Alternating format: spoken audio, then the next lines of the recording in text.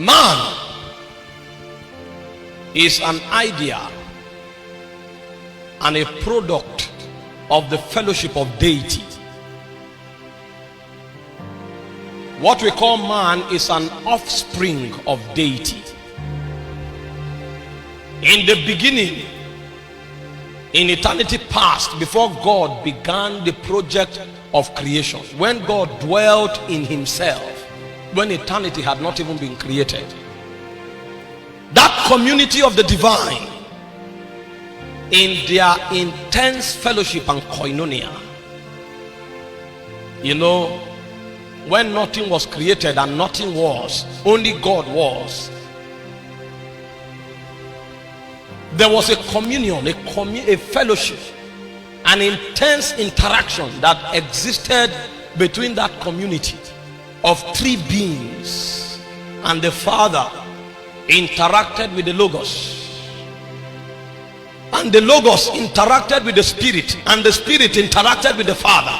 And this communion continued for aeons that could not be fabricated into time. Intense koinonia went on between this tripartite communion of the divine, dwelling in nothing but in themselves. And an idea was bettered, a song was sung between this fellowship of the divine, and what was produced from there was an ideology of a being called man.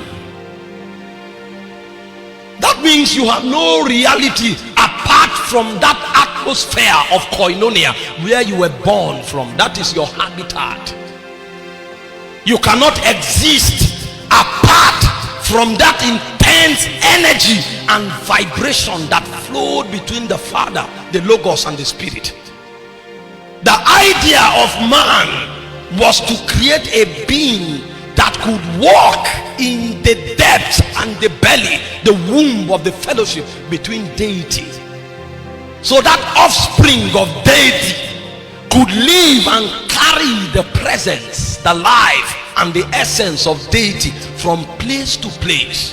He was sought out of the invincible world and planted in the visible world. And the idea is that he becomes the gateway, the portal, the access point, not just into the spirit realm, but into the heart of the Father. So every time man shows up, what you see is not even the spirit realm. What you see is what makes God God, because man becomes the proponent, the propensity, and the effulgence of the divine. You are not a creator that have reference in yourself. The reference of man is the totality of the Godhead. What makes the divine was encapsulated in a body, and that body is expected to carry the divine everywhere. So when a man speaks, what he coughs out of him is God. When a man touches, what he touches you with is God. If a man takes off his clothes, the residue on that cloth is not heat, is God. So you say handkerchiefs and aprons were taken from the body of Paul. He didn't pray upon them. What left the handkerchief was not sweat, it was a residue of the God life. And he said that handkerchief was casting out devils, because in the cradles of eternity, in the archives of God, in the chronicles of kings, what was written concerning man is that he will be a carrier of deity. God never intended to appear from heaven in a dark cloud. God intended to be seen through a vessel called man. And it was this divine intelligence, wisdom, and desire that caused the immortal personality that dwells in the midst of the coals of fire. The Bible said he is seated in light that is unapproachable. So even the angels of heaven, they don't know him. Every time he appears before them in the Shekinahs of reality, they fall on their faces and they say, holy, holy, holy. What it means means is that the unapproachable one, separate unto himself. They have never been able to come close, because this being cannot be approached. He cannot be known. He cannot be interacted with.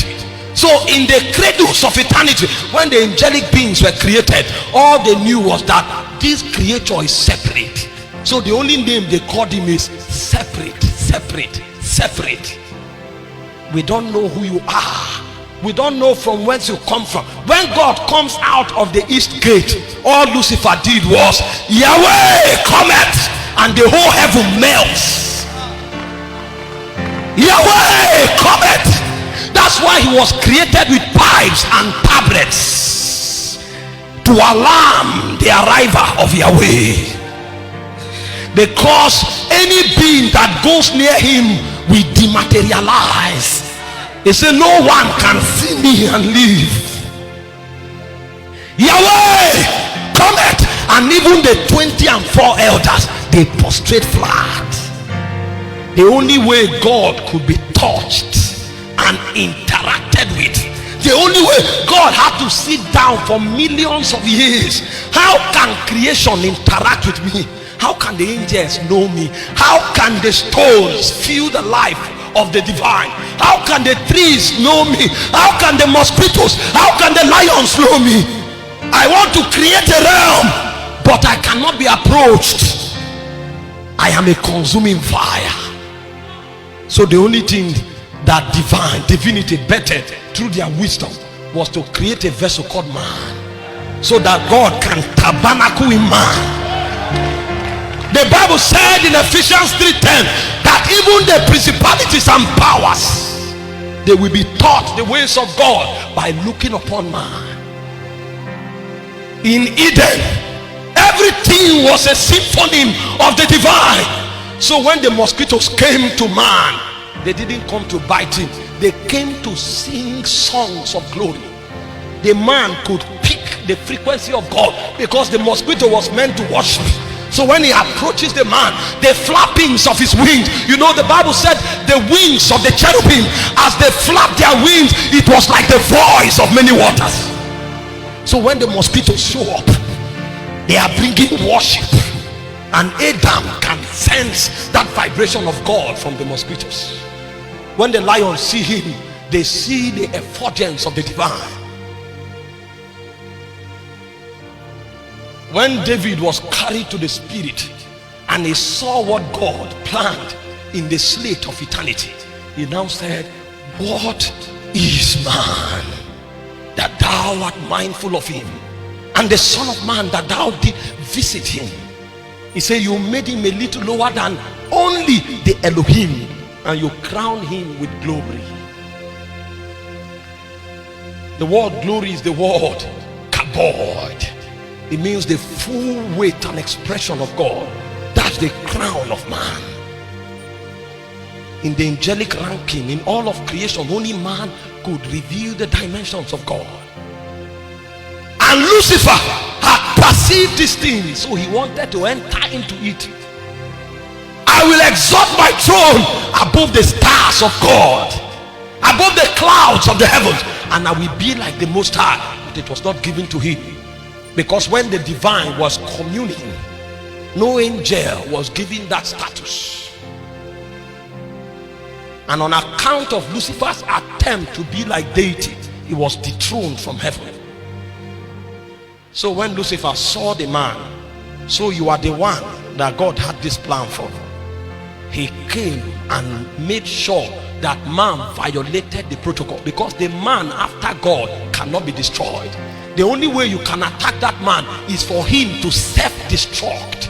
And Lucifer understands that the technology of self-destruction is the technology of rebellion. So he brought it in a subtle way by seduction. The word is called nakash. It means the whispers of an enchanter, the humings of divination. He whispered to the man, and the man went the way of rebellion and fell. And the prophet said, how art thou fallen?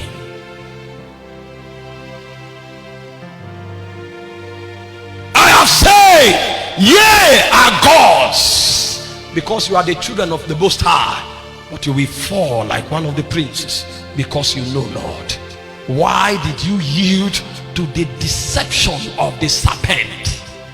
Do you know who you are?